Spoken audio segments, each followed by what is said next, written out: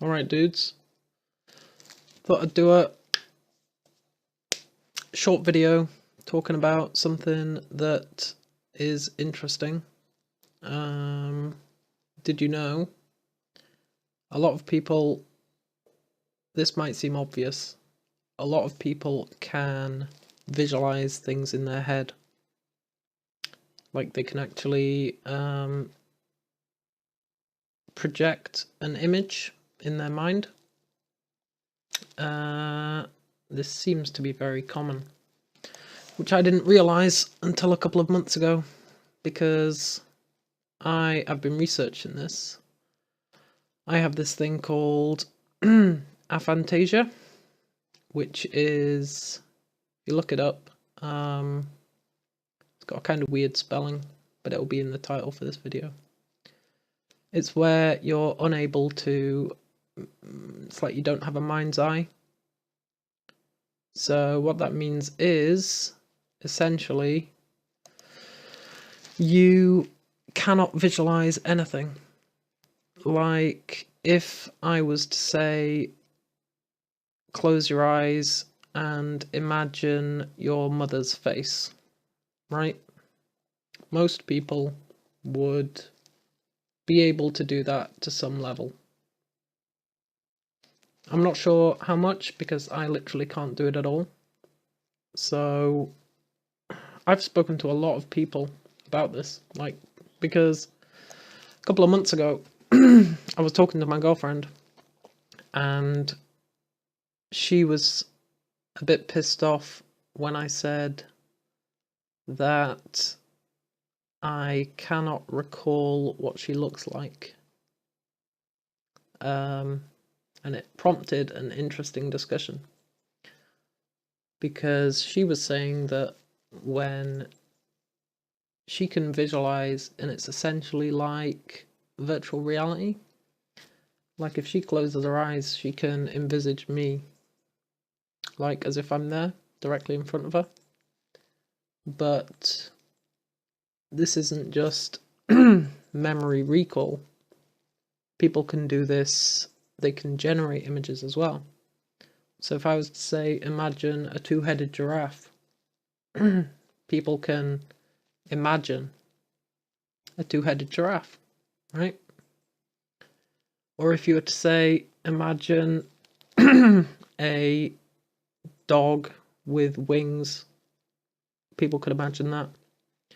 But everyone's imagining would be somewhat different.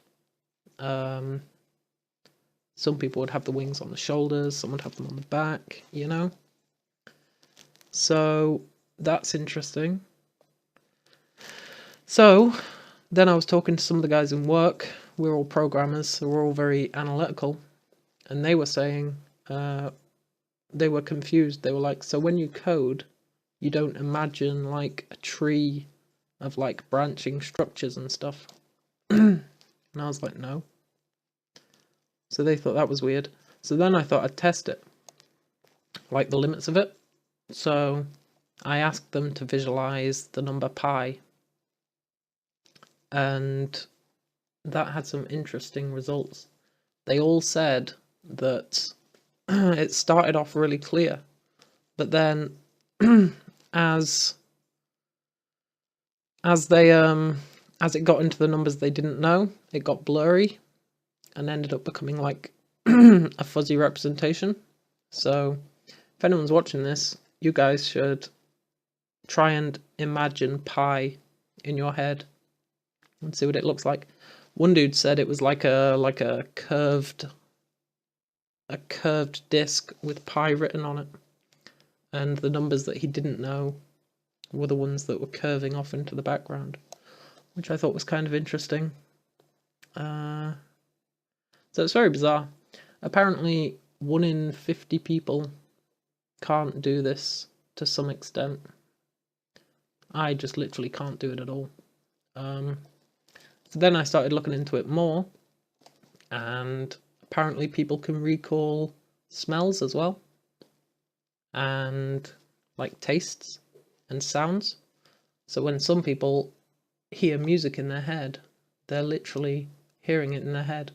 It's funny because when you watch cartoons, especially when you have people imagining stuff and a little thought bubble appears and it's got what they're imagining, I always assumed that was like just a visual aid for the viewer. But then I started thinking more deeply into it, and you have like the expression counting sheep, when people say, if you want to fall asleep, you should try counting sheep. And for me, that's never really worked, because I would just be sat there and it's just counting, right? Because there are no sheep. You're just going 1, 2, 3. It doesn't really work. But if you're able to visualize, you can actually visualize the sheep like jumping over a fence or whatever. So yeah, it's very bizarre.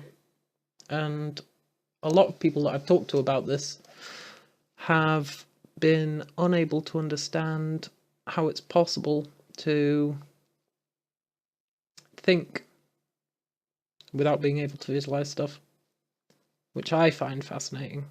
To me, thought is just, it's like it's just a series of concepts that are tied together. But for a lot of people, it seems like they use this visual aspect in every regard. Like I was trying to explain with a guy in work, I was trying to come up with a thought that he wouldn't be able to process visually. And I had real trouble doing it, because even when I was like, okay, think about a black hole, he was like, well, I envisage a black hole like sucking everything in. And it's like, okay, imagine a black hole in space where everything is dark. But that didn't help either. So yeah, it's very interesting. But I'm curious what you guys, how it works for you. I like asking this to everyone. I like seeing the limits of what they can do with their mind, because for me, it's purely computational. And I find it fascinating that people can generate these things in their head. I always think if I could do that, I would never leave the house, It'd be like non-stop amusement. You'd just be able to imagine all sorts of weird shit. But yeah, I don't really have that, so I just think about weird stuff. Yeah, it's interesting. There's a lot more I could say on it, but I thought I'd try and keep this video quite short. So, unless I can think of anything in the next 10 seconds that's worth adding, I'm just going to leave it at that. Let's see.